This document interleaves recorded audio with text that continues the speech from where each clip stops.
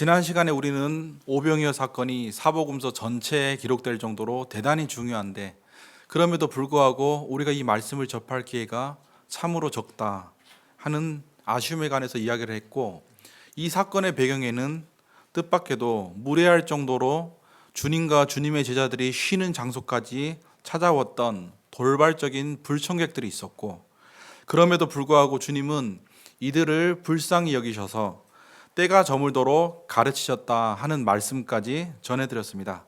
오늘은 35절에 때가 저물었다라는 말씀에서부터 시작해 보려고 합니다. 우리 35절 말씀 다시 한번 읽어보겠습니다. 시작. 때가 저물어 가니 제자들이 예수께 나와 여짜오되 이곳은요 날도 저물어 가니. 때가 저물었다라는 말씀은 오후 3시 정도를 가리킵니다. 혹시 유대인들의 두 저녁이라는 개념을 아십니까?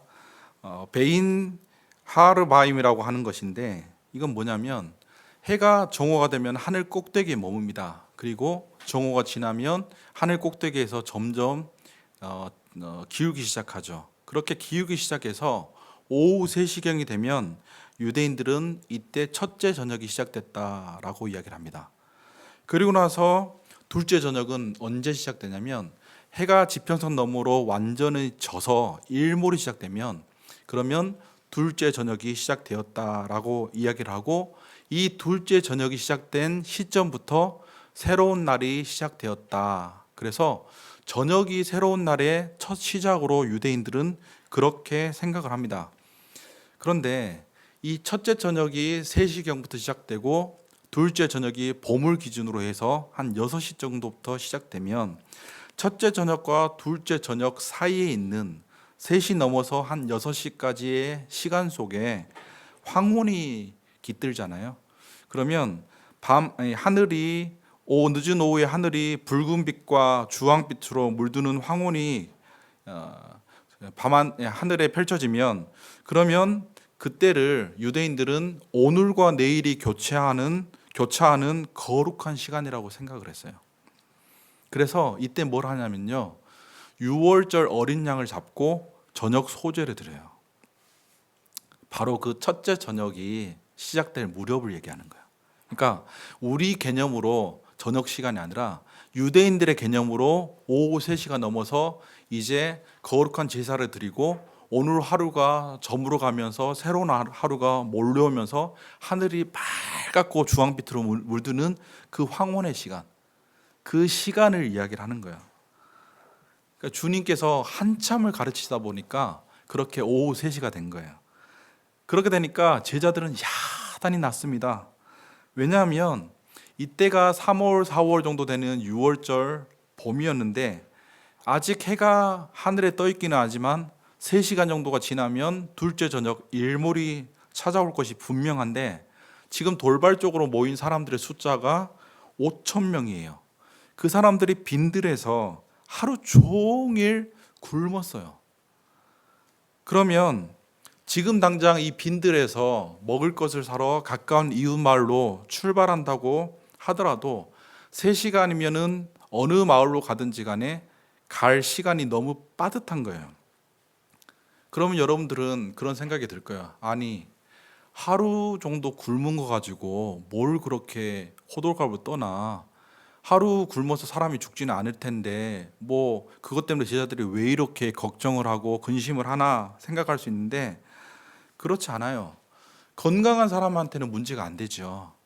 근데 여기 모인 5,000명의 사람들 중에 마태복음을 보면 병자들이 많았거든요. 그래서 그 병자들을 예수님이 일일이 고쳐주셨는데, 어지간한 병이면은 그 빈들까지 예수님을 찾아왔겠어요? 중병에 걸려서 먹지도 못하고 마시지도 못하고 오랫동안 끙끙 앓았던 사람들이 거기 찾아와서 예수님 때문에 이제 나음을 입었는데, 이제 병에서 나은 사람들이 얼마나 몸이 허약하겠어요. 뿐만 아니라 이 사람들은 지난 시간에 살펴보았듯이 배를 타고 빈들로 이동하시는 예수님을 도보로 달려서 배보다 앞질러서 쫓아온 사람들이잖아요. 그러면 대략 8마일 정도 되는, 그러니까 10km가 넘는 어마어마한 거리를 달려서 그 빈들까지 가서 하루 종일 하나님 말씀을 들었으니까 탈진하지 않으면 이상할 정도로 이 사람들 가운데 상당수의 사람들은 지친 사람들이에요. 배 타고 온 사람들이 아니라 도보로 달려온 사람들이기 때문에 힘들었을 거예요. 뿐만 아니라 오병이어 사건을 보면 누가 물고기 2마리와 보리떡 5개를 예수님의 제자에게 주었죠? 어린 소년이 주었잖아요. 그러면은 이 무리들 중에서는 남자 장정이 5천 명이라고 했으니까 그 5천 명 외에도 어린 아이들이나 여자들이 있을 가능성을 전혀 배제할 수 없어요.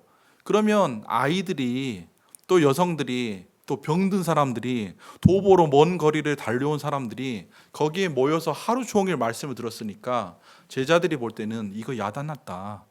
이대로 두면은 이 중에 몇은 틀림없이 이 빈들에서 그 몸이 약해서 탈진해서 죽겠구나 하는 무슨 일이 나지 않을까 싶을 정도로 우려할 만한 상황이 그 빈들에 펼쳐진 거예요. 무엇보다도 우리가 알다시피 제자들의 컨디션이 지금 정상이 아니잖아요. 전도 여행을 마치고 와서 얼마나 피곤했으면 얼마나 탈진했으면 주님께서 제자들에게 너희들 쉬어야 되겠다 하고 쉬러 가는 참에 배에서 잠깐 쉬었다가 빈들로 옮겨가는 참에 그때 그 빈들에서 예수님이 수많은 사람들을 만나서 가르치신 사건들이 일어났잖아요. 그러니까 제자들 입장에서는 몸은 힘든데 사람들은 몰려오지, 먹을 거리라도 좀 든든하게 있으면 괜찮을 것 같은데 챙겨온 것은 없지. 그러니까 36절 말씀에 무리를 보내어 두루 촌과 마을로 가서 무엇을 사 먹게 하옵소서, 이 말씀은요, 사람들을 보내달라는 얘기 같지만 제 마음속에는 어떻게 들렸냐면요, 주님 저희도 좀 보내주세요. 하루 종일 굶었습니다. 전도여행 갔다 와서 쉬게 해주신다고 했는데 언제 쉬었습니까? 먹을 것도 없고 이 사람들도 없지만 우리도 가까운 마을이라 가서 장을 봐봐야 뭘 먹을 것 아닙니까? 먹고 쉬어야 될 거 아닙니까? 그래야 다음 사역을 할 거 아닙니까? 하는 얘기예요. 그렇게 들려요.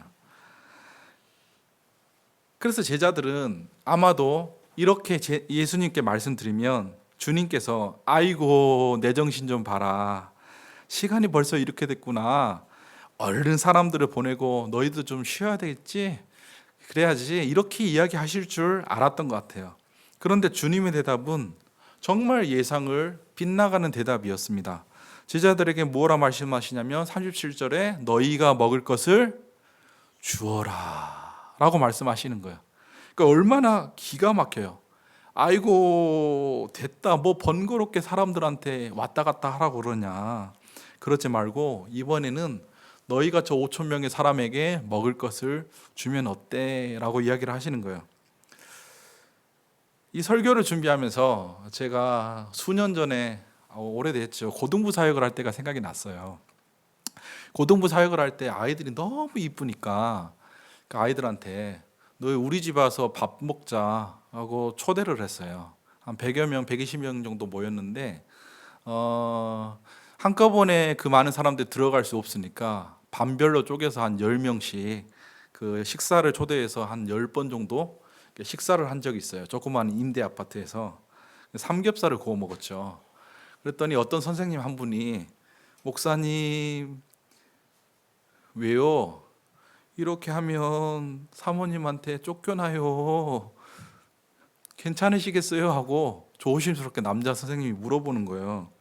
그래서 걱정을 하시더라고요. 그때는 별 걱정을 다 한다, 목사가 애들 먹이는 게 뭐 대단한 일이라고 생각을 했는데 설교 준비하면서 지문 생각해 보니까 안 쫓겨난 게 은혜다 싶을 정도로 그런 생각이 들더라고요. 지금은 이제 음식 준비하고 하는 게 얼마나 번거로운 줄 아니까 감히 그럴 생각을 못 하잖아요. 사람들 불러다 먹이는 게 얼마나 힘들어요. 이 음식 하시는 분들, 가정주부들 갑자기 예고도 없이 누가 가족 중에 누가 사람들 우르르 데리고 10명 데리고 오면 얼마나 당황스러워요. 그런데 빈들에서 갑자기 준비도 안 되는데 5천 명 분을 해결하라고 하시니까 제자들 입장에서는 얼마나 황당해요. 도대체 이 말씀을 어떻게 받아들여야 될까? 당시 갈릴리 주변 마을 인구가요, 작은 마을은 1,000명, 큰 마을이라 해봤자 2,000명이었습니다. 그런데 빈들의 모인 무리들은 아무리 작게 잡아도 5,000명이에요. 안양시 인구를 기준으로 제가 계산을 해봤더니 안양시 인구가 현재 56만 명 정도 됩니다. 그러면 56만 명을 비율로 따지면 몇 명을 먹이라는 얘기냐면 140만 명을 집에 데려다가 먹을 음식을 공급해 달라는 얘기예요. 여러분, 이런 말씀을 들으면 어떻게 하시겠어요? 예, 번거롭게 하지 말고 그냥 네가 먹을 것을 줘라 라고 이야기를 하시면 여러분들은 뭐라고 할 거예요? 기억하시는지 모르겠어요. 1974년에 여의도에 엑스플로 74라고 하는 대규모 전도 집회가 열렸습니다. 이때 30만 명 정도 되는 사람이 숙식을 하면서 그 말씀을 들었는데요. 그 당시 기록에 의하면 그 집회에서 가장 어려운 숙제가 뭐였냐면요. 뭐였을까요? 밥하는 거였어요.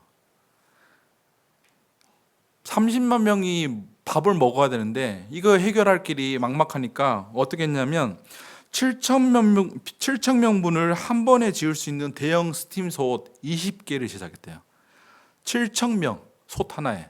근데 그 솥 하나에 7천 명이 먹는데 20개를 제작했는데 그걸로 안 되니까 하루에 2번 밥을 지었대요. 한 끼에. 그리고 6일 동안 쌀을 1만 가마를 소비를 했대요.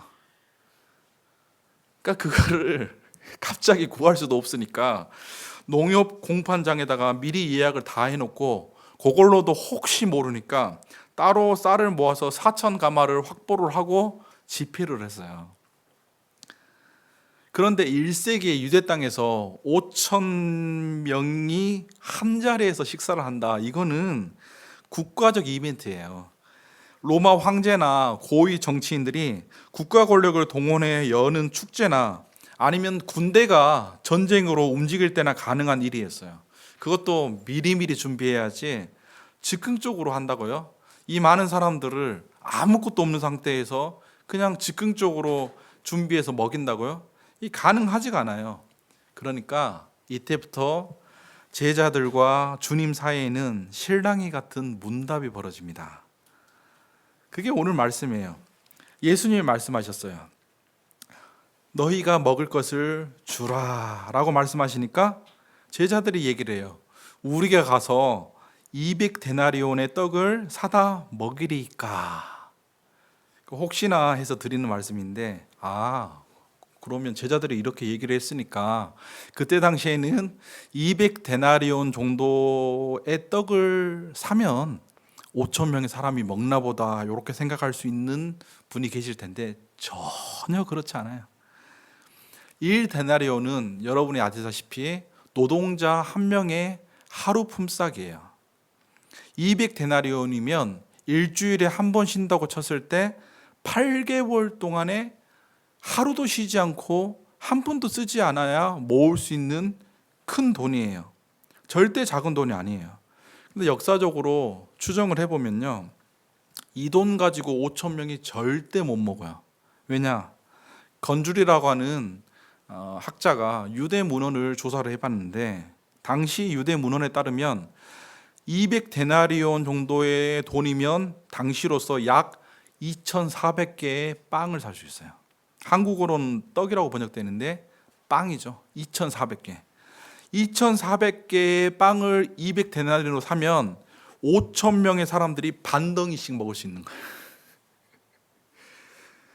간식도 아니고 여기 나온 떡이 두께가 1cm 정도 되거든요. 그 작은 떡을 반덩어리 가지고 누구 위에 풀칠을 합니까? 설령 그 돈이 있어서 산다고 한들 어디서 삽니까? 설령 그렇게 해서 산다고 한들 누가 무슨 수로 그거를 실어옵니까? 그러니까 인간의 계산으로는 되지 않는 얘기를 제자들이 정말 점잖게 주님, 우리가 어디서 200데나리온을 구해다가 떡이라도 그 돈으로 사와야 됩니까? 라고 이야기하는데 그 돈으로는 5천 명이 못 먹어요. 그러니까 두 번째 문답이 이어지는 거예요. 예수님이 말씀하세요. 너희에게 떡 몇 개나 있는지 가서 보라 라고 말씀하시니까 제자들이 또 정말 착하게도 가서 알아봐요. 사람들한테 혹시 음식 가진 사람이 있습니까? 좀 음식 가진 사람들 좀 손 좀 들어보십시오 하고 알아보니까 떡 5개와 물고기 2마리가 소년이 가져온 게 하나 있는 거예요. 그러니까 5천 명의 사람들 중에서도 그 정신 차리고 부모가 혹은 가족이 음식 챙겨준 가족은 딱 한 가족이 있었던 거예요. 그래서 떡 5개와 물고기 2마리를 가지고 왔어요. 그것도 제자들 게 아니고 어린 소년이 그 제자들한테 기증을 한 거예요. 그러면 여기서 떡은 뭐냐면 아까도 이야기했지만 보리로 만든 빵이에요. 퍽퍽한 빵인데 두께가 약 1cm이고 지름이 20cm 정도라 그래요. 그리고 구워서 만든 보리빵이에요. 그게 얼마나 퍽퍽하냐면 그냥은 못 먹고요. 이 빵을 물에다가 찍어 먹거나 아니면 포도주 같은 뭐 국물 같은 거에다가 적셔서 그래서 조금씩 그 먹는 그런 빵이고요. 여기 나온 물고기는 아마도 정어리로 추정이 돼요. 정어리인데 생물 정어리가 아니에요. 뭐냐면 소금에 절여가지고 바짝 말려요. 아니면 포를 떠가지고 훈제를 해가지고 짠 건데 보통 작은 게 15cm 정도 됐다고 해요. 그러니까 손가락 하나예요. 손가락 하나. 이거를 짜니까 젓갈처럼 밥 반찬으로 빵 먹을 때 그것만 먹으면 심심해서 아무 맛이 안 나니까 조금씩 떼어다가 먹는 그런 음식이에요. 그러니까 손가락만한 생선 2마리가 있었고 그 다음에 조그만 보리떡 5덩어리가 있었다는 거예요. 그러면 산술적으로 계산을 해보면 손가락만한 생선 2마리로 5천 명이 먹으려면 2,500명이 한 마리씩 먹어야 되고 떡 5개로 5천 명이 먹으려면은 1,000명이서 한 개의 떡을 나눠 먹어야 되는데 이게 말이 됩니까? 현실적으로 생각해 보면 아무리 계산해도 답이 안 나오는 그런 상황이었던 거예요. 그래서 제자들이 볼 때는 이거 통장 잔고도 없지요. 떡을 사러 갈 시간도 없지요. 능력도 없지요.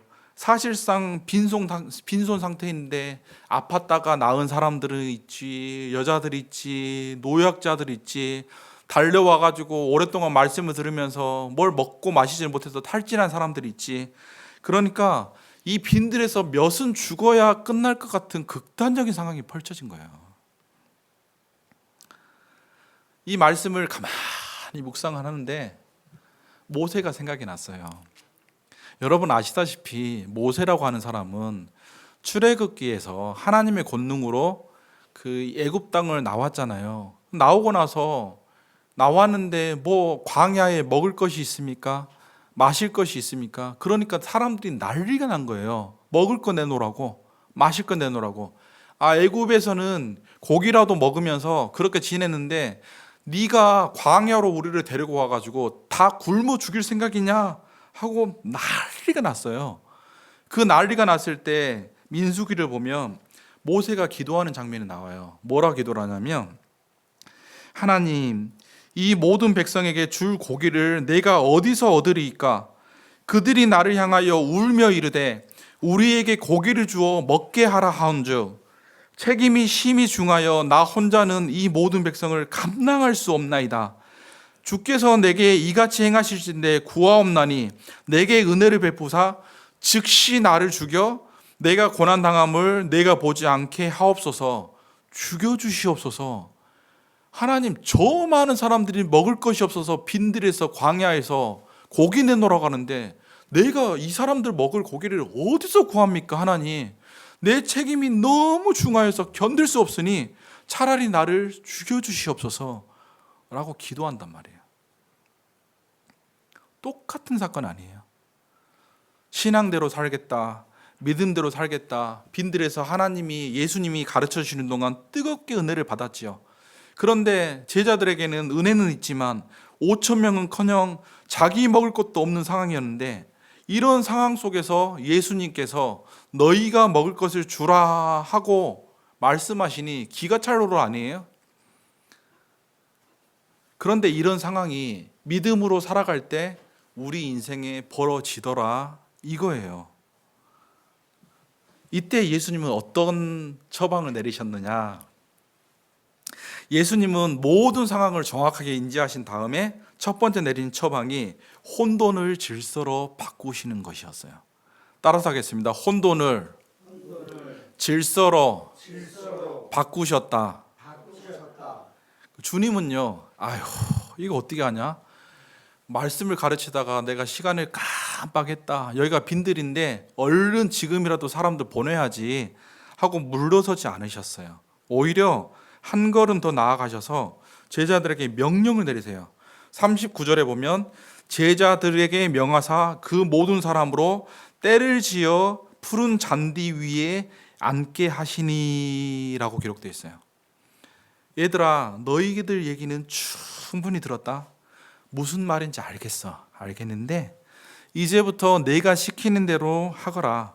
먼저 어수선하게 흩어져 있는 이 5천 명이나 되는 무리들을 가지런히 앉게 하라 하고 명령하세요.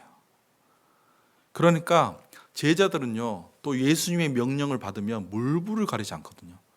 예수님의 명령이 떨어지니까 즉시 움직여서 명령을 받은 제자들이 5천 명의 사람들을 향해 통솔하기 시작하는 거예요. 거기는 사람이 적으니까 50명이 모여 앉으세요. 이렇게 앉으세요. 여기는 좀 많이 뭉쳐 있으니까 100명이 앉으세요 하고 50명, 100명, 50명, 100명 이렇게 때로 일사불란하게 지휘를 해서 옹기종기 마음대로 앉아있던 사람들을 정돈을 하기 시작해요. 그러니까 한순간에 어수선하게 흩어져 있던 사람들이 푸른 풀밭에 정돈된 대야로 자리 잡기 시작하면서 뭐가 형성되냐? 순식간에 군대처럼 진영이 형성이 돼요. 이 한국어 성경을 보면 여러분들이 잘 감을 못 잡으시겠지만 39절에 잘 보면 때를 지어라는 표현이 나오고 있고 40절에도 때로라는 표현이 나와 있는데 39절에 때를 지어라는 말씀을 헬라어 원문으로 보면 순포시아 이렇게 기록되어 있어요. 이 말은 뭐냐면 숨이라는 말은 함께라는 뜻이에요. 함께. 그 다음에 포시아는 먹고 마시는 거예요. 그러면 함께 먹고 마시는 식사 대용으로 순식간에 때가 이루어졌다는 얘기예요. 그럼 그 식사 대용이 뭐냐면요, 유대인들은 식사를 할 때 로마 사람들이 식사하는 것을 그대로 따라서 했어요. 로마 사람들은 어떻게 식사를 했냐면 정사각형이 있으면 한 변을 뺀 디귿자 혹은 직사각형이 있으면 한 변을 뺀 디귿자 모양으로 앉아요. 그러면 이렇게 디귿자 모양으로 사람들이 앉으면 여기가 상석이에요. 그 다음에 상석, 그 다음에 상석, 이런 식으로 해가지고 앉고 그 디귿자 모양으로 뚫어진 곳이 통로가 돼가지고 사람들이 음식을 날라요. 그 대형으로 사람들이 50명씩 100명씩 순식간에 진영을 갖춰서 앉았다는 얘기예요. 그러고 나서 40절에 때로라는 말은 프라시아이라는 말이 적혀 있는데요. 이 말은 뭐냐면요, 여러분 화단 보면, 정원 보면 네모나게 블록형으로 정리한 거 있잖아요. 그렇게 때로 모였다는 거예요. 그래서 그 당시에 유대 사람들을 보면 가난한 서민들이 옷이요 다 비슷비슷했거든요. 지금도 사람들 입는 옷이 비슷비슷하잖아요. 그 당시 사람들은 어떤 옷을 주로 입었냐면 빨간 옷, 파란 옷, 노란 옷, 이런 것들을 주로 입었어요. 그러니까 정원의 꽃밭에, 정돈된 꽃밭에, 네모나게 블록으로 정돈된 꽃밭에 꽃이 있잖아요. 파란 꽃이 피고 빨간 꽃이 피고 노란 꽃이 피듯이 사람들이 정리돼 가지고 앉아 있는 모습이, 빈들에 앉아 있는 모습이 마치 꽃밭의 꽃처럼 빨갛게, 파랗게, 노랗게 정돈돼 가지고 질서 있게 앉아 있는 장관이 펼쳐지는 거예요. 3월, 4월에 살랑살랑 부는 봄 햇살에 푸른 잔디 위에 하늘은 붉은빛, 주황빛으로 물들어가고, 그래서 유대인들이 생각할 때 가장 거룩한 시간, 이제 오늘이 끝나고 내일이 찾아오는, 오늘과 내일이 교차하는 거룩한 시간에 꽃처럼 붉고 파랗고 노란 옷을 입은 무리들이 군대처럼 질서정연하게 앉아서 예수님을 바라보는 거예요. 어수선하게 앉아있을 때는, 어수선하게 흩어져 있을 때는 아무것도 아닌 사람들이었어요. 그런데 주님의 말씀이 떨어지니까 순식간에 무서울 정도로 뭘 찾냐면 질서를 찾는 거예요. 이것은 마치 창세기의 사건과 같아요. 창세기에 땅이 혼돈하고 공허하며 흑암이 깊음 위에 있을 때 하나님이 빛이 있으라 하심에 빛이 있었고 순식간에 온 세상이 질서를 찾기 시작하잖아요. 똑같은 질서가 주님이 명령하시자마자 빈들에 일어나기 시작한 거예요. 그렇게 하면서 이 빈들을 지배하고 계신 분이 누구신지를 드러내는 거죠. 똑같은 사건이 언제 일어나냐면 출애굽할 때 모세가 출애굽한 백성들이 노예였잖아요. 노예 생활을 하던 사람들을 출애굽하면서 맨 먼저 준비한 게 뭐였냐면 광야에서 가나안 전쟁을 준비를 해요. 전쟁을 준비하면서 어떤 일을 하냐면 노예로 있는 사람들을 10부장, 50부장, 100부장, 1000부장으로 나눠서 그룹으로 나눈 다음에 이 사람들을 전쟁을 치를 준비를 해요. 똑같은 일이 빈들에서 일어난 거예요. 그냥 아무 생각 없이 앉아있던 사람들을 예수님께서 50명, 100명씩 진을 지어서 앉게 하시면서 질서를 맨 먼저 만드세요. 그래서 질서라는 것은요, 하나님께서 일하실 때 은혜를 주시기 전에, 엄청난 부흥을 주시기 전에 먼저 부어주시는 거예요. 오병이어 사건도 마찬가지예요. 이 사람들이 처음에 예수님을 만났을 때는 목자 잃은 양이었어요. 목자 잃은 양은 그냥 흩어지는 사람들이에요. 불청객들이에요. 충동적인 사람들이에요. 그런데 예수님은 그 모습 그대로 야 괜찮아, 너희들에게 오병이어의 기적을 베풀어 줄게 하고 그 모습 그대로 오병이어의 기적을 베푼 게 아니라 먼저 그 어수선한 사람들에게 질서를 놓으셨어요. 지금도 마찬가지예요.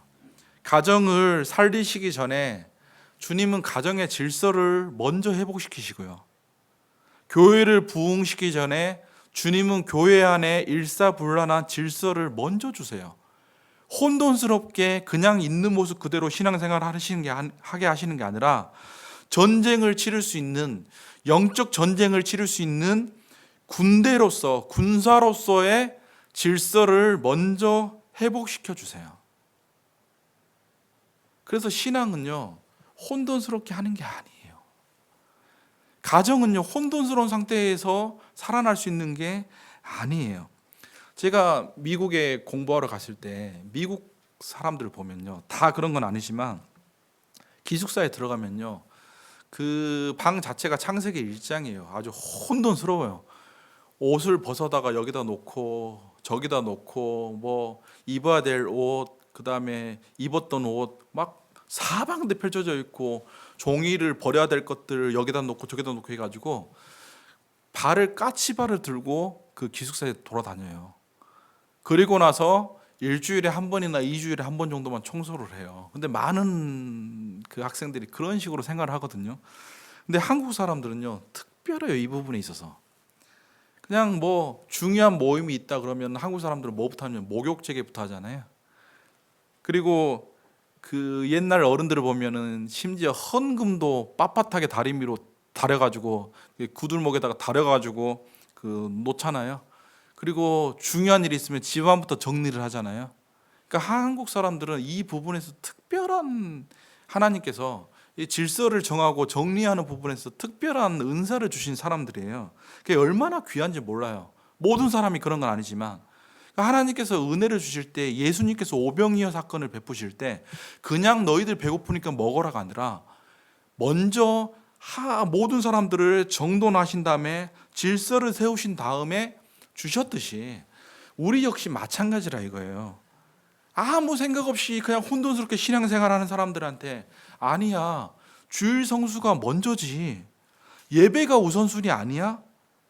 너 그렇게 쾌락이나 감각 쫓아다니는 거, 세상 사람들하고 똑같이 살다가 하나님께서 은혜를 주실 때 제일 먼저 뭘 하시냐? 열정적으로 거룩한 것을 사모하게 하시고 그것에 헌신되게 하는 마음을 먼저 주신다는 거예요. 예수님께서 우리를 변화시킬 때, 누군가를 변화시킬 때 먼저 혼돈을 몰아내고 질서를 세우시는 일을 먼저 해요.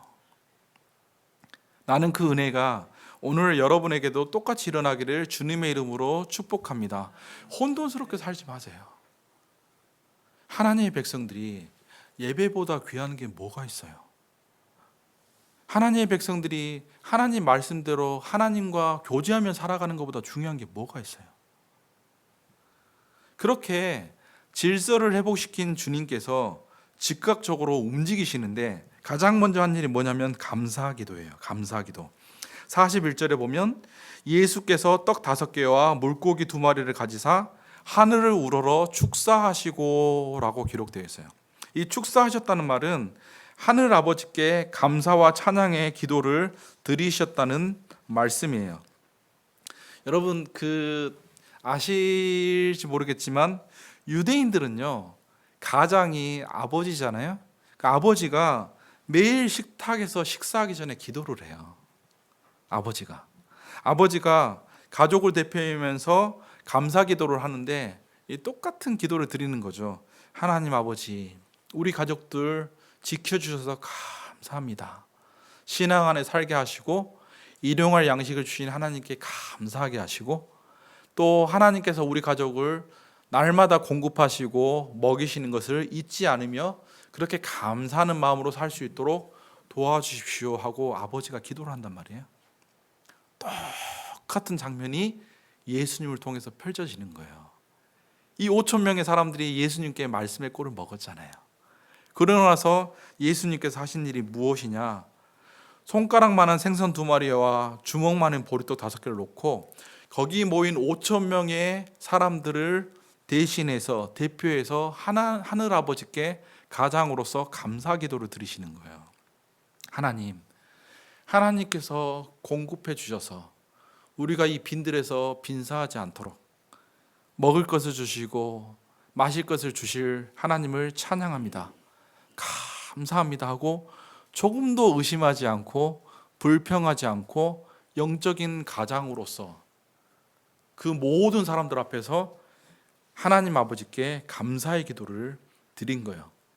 그리고 나서 기도가 끝나자 기도를 마치자마자 곧바로 예수님은 떡을 떼어서 제자들에게 주셨습니다. 아마 오늘 본문 전체를 통틀어서 제자들의 심장이 가장 조마조마하고 살떨리는 순간이 있다고 한다면 떡을 떼어 제자들에게 주신 바로 이 순간일 거예요. 사람들은 지금 군대처럼 정돈돼서 앉아 있어요. 어수선하던 그 분위기가 아니에요.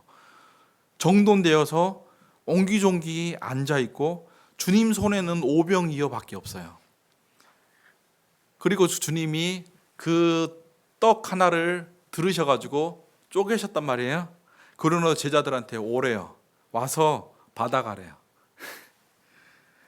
그러니까 수많은 사람들 앞에서 제자들은 완전히 바보가 되거나 아니면 기적이 일어나거나 둘 중에 하나의 순간이 찾아온 거예요. 앨런 콜이라고 하는 사람은 그래서 이 장면을 이렇게 묘사했습니다. No risk, no faith. 무슨 말이냐면 위협을 무릅쓰지 않으면 믿음도 없다는 거예요. 믿음이라고 하는 거는요, 빈손이어야 믿음인 거예요. 내 손에 쥔 게 확실한데 그 믿음이 뭐가 필요해요? 5천 명 먹을 것이 있는데 믿음의 도전이 뭐가 있어요? 먹을 것이 있는 거 그냥 나눠주면 되는 거지. 근데 믿음은 언제 시작되느냐? 내가 지금 빈손이에요. 근데 주님은 5천 명을 먹이래요. 오병이어밖에 없어요. 그런데 5천 명이 먹고도 남는다 하고 감사 기도를 드리시고 떡을 떼다가 나눠주시는 거예요. 그래서 가진 게 오병이어밖에 없을 때 아무것도 없는데 주님께서 믿으라고 도전하실 때 그때 믿음의 자리가 열리게 되는 거예요. 그래서 믿음은 좋은 상황에서 일어나는 게 아니에요. 그렇게 주님께서 기도가 끝나자마자 떡을 떼어 제자들에게 주시는데 이 장면은 너무 중요하기 때문에 현미경처럼 자세히 들여다보면 41절을 문법적으로 보면 떡을 떼는 것은 한 번이에요. 예수님이 보리떡 5개 중에 하나를 집으셨겠죠? 그리고 나서 떡을 반으로 쪼개신단 말이에요. 이 쪼개시는 거는 딱 한 번이었어요. 한 번 쪼개고 마셨어요. 그런데 제자들에게 쪼갠 떡을 주셨잖아요.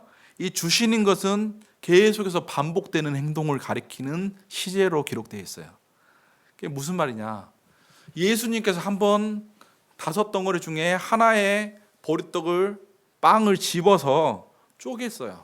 감사기도 하시고, 그리고 베드로에게 주시고, 다음에 야 안드레 너도 나와, 안드레에게도 주시고, 요한도 나와, 요한에게도 주시고, 계속 주시고 또 주시고 또 주시고, 한 번 쪼갰는데 쪼갠 떡이 계속해서 무한 번식하면서 주시고 주시고 또 주신다. 이 말씀이 41절 말씀이에요.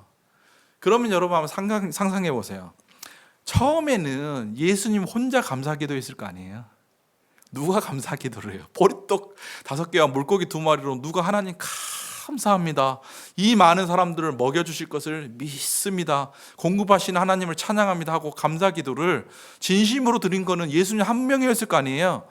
그런데 베드로가 처음에 받아 들었는데 그 오병이어에서 끊임없이 떡이 떼어져 나오니까, 떡이 계속해서 공급이 되니까 베드로가 맨 처음에 깜짝 놀라서 감사했을 거 아니에요.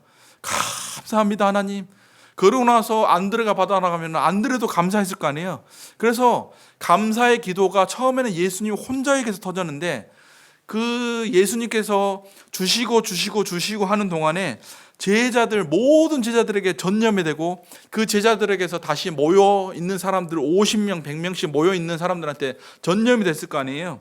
그래서 아마 현장에서는 하나님 감사합니다, 주님 감사합니다 하는 소리가 끊임없이 신음처럼 터져 나왔을 거라 이거예요. 왜? 계속해서 나오니까. 계속해서 떡이 나오고 계속해서 생선이 나오니까. 그럼 한번 상상을 해보세요. 사람들이 지금 50명 100명씩 앉아 있잖아요. 그러면 처음에 예수님이 떡을 쪼개셨잖아요. 그러나 첫 번째 제자가 누구든지 간에 아마 베드로일 가능성이 크죠. 주셨을 거 아니에요.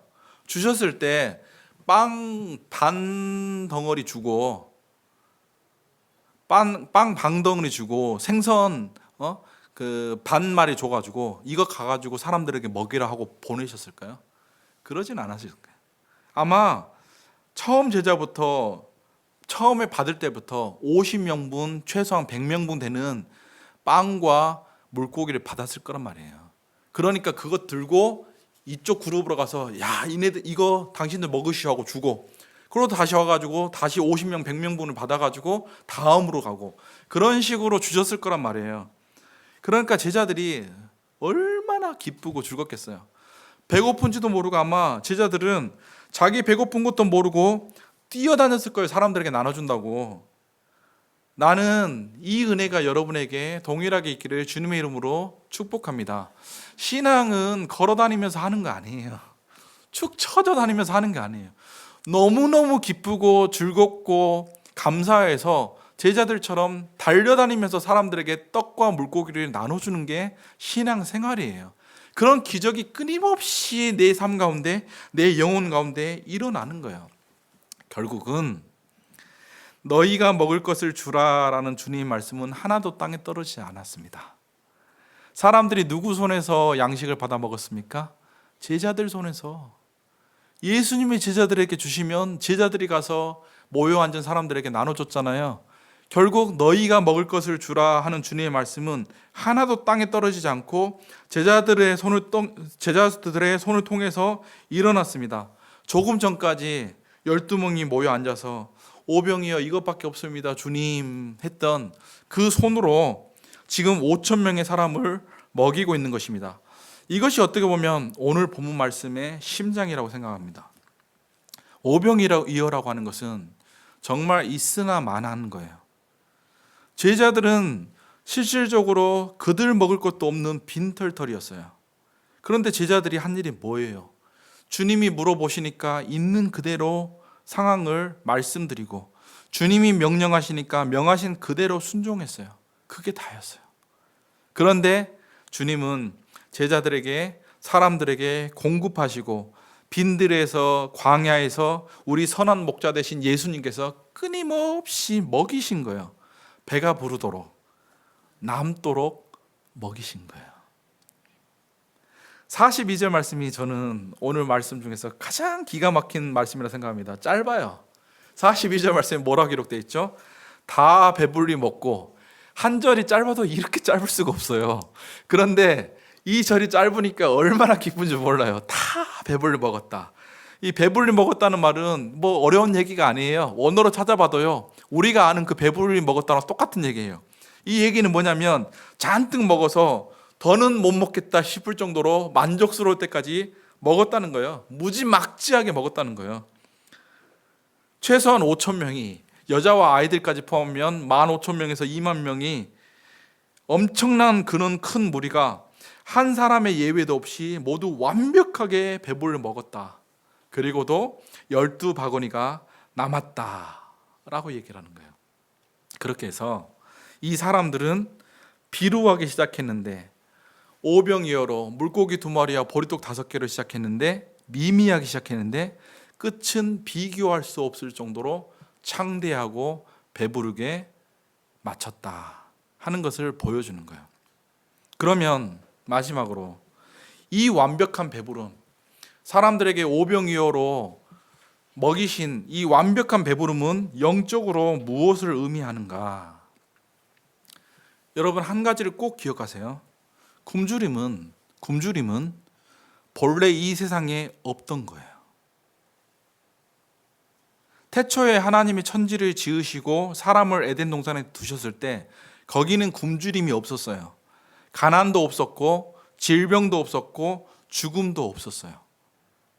그러니까 굶는다는 것 자체, 배고프다는 것 자체, 병에 걸리고 아프고 슬픔을 당하고 어려움을 당한다고 하는 것 자체가 원래 세상에는 불청객 같은 거예요. 사람이 죄로 무너진 다음에 끼어든 침입자들이에요. 본래 이 세상은 모든 것이 하나님 보시기에 좋았고 배불렀고 평안했던 게 지극히 정상적이고 자연스러운 일상이었어요. 그러니까 이 오병이어 사건은, 이 빈들에서 배불리 먹이신 예수님의 기적은 없던 것을 새로 만들어내는 사건이 아니에요. 우리가 잃어버린 정상이 무엇인지를 잠깐 보여주는 사건이에요. 한번 정직하게 스스로에게 물어보세요. 이렇게 다투며 사는 게 정상인가?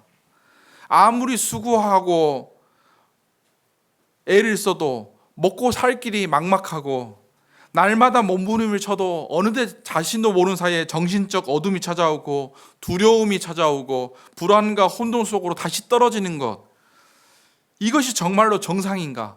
하나님이 그런 세상을 만드셨나? 세상은 이렇게 속삭여요. 세상은 원래 그런 거야. 강한 자가 약한 자를 잡아먹는 게 자연의 법칙이야.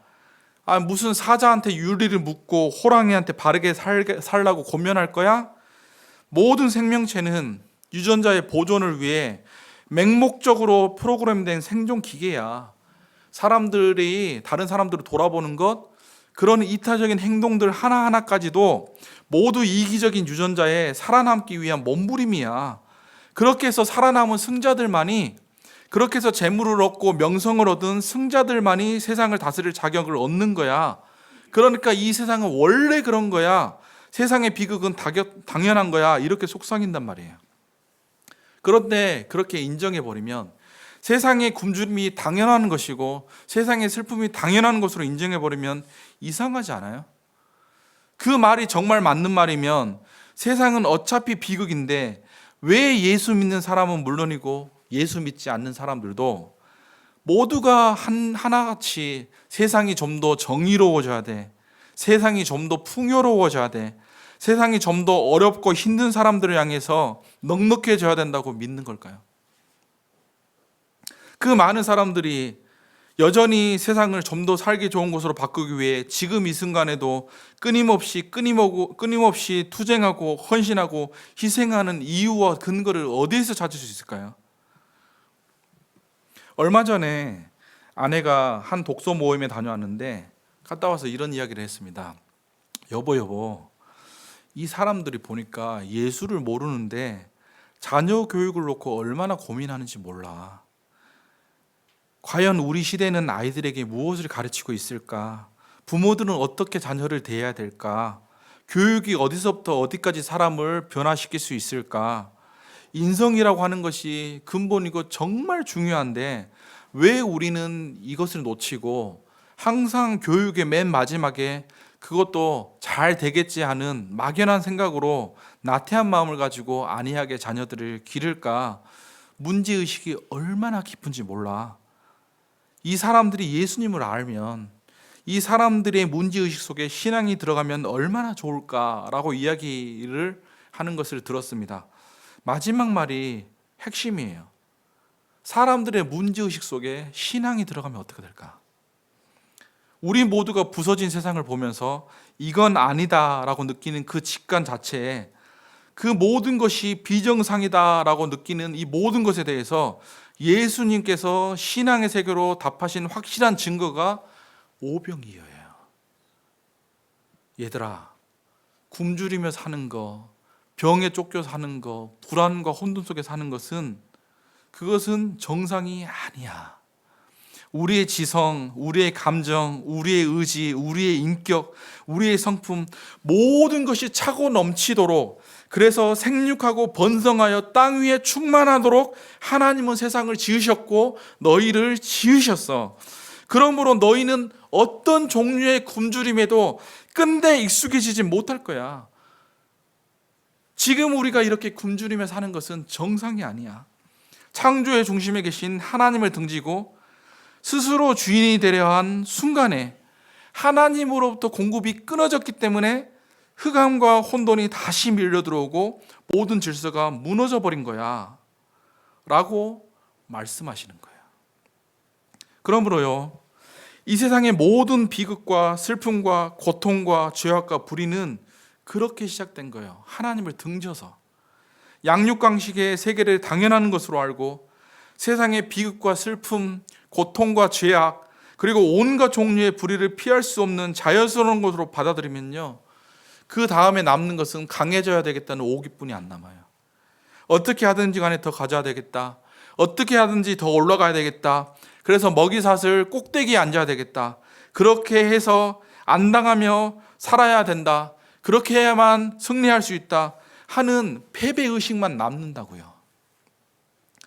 그러나 누구든지 오병이어의 예수님을 믿고 이 세상의 모든 굶주리고 배고프고 서럽고 아픈 것들은 정상이 아니고 하나님이 만드신 본래의 상태가 아니라는 것을 굳게 붙들면, 그래서 오늘날 이 세상에서 일어나는 나의 방황, 비참한 실패들, 거기서 비롯되는 온갖 종류의 배고픔은 오병이어의 예수님 안에서 언젠가 완벽하게 사라질 것이라고 하는 것을 믿음으로 바라보면, 그 마음으로 오직 예수님을 향하여 굶주리고 목마른 마음으로 간절히 찾으면 반드시 푸른 초장과 쉴만한 물가로 배부르고 만족스럽고 평안스럽고 기쁨이 있는 공급으로 인도함을 받는 새날이 열리게 되어 있다라고 하는 것을 가르치시는 것이 오병이어 사건이다, 이 말입니다. 그러므로 기억하십시오. 오병이어는 무엇을 보여줍니까? 정상이 아닌 세상과 그것을 회복시키시는 예수님, 세상을 다스리시는 예수님, 어그러지고 망가지고 부서진 사람들을 불러서 아무것도 없는 허벌빨 같은 빈들에서, 또 광야에서 맨날 먹어도 성에 차지 않고 만족할 수 없었던 흔해 빠진 그 오병이어로 어느 누구도 먹어본 적이 없는 하늘의 배부름을 공급하시는 예수님을 보여주는 것입니다. 이 예수님 붙들고 하나님 안에서 승리하시는 여러분 되시기를 주님의 이름으로 축복합니다.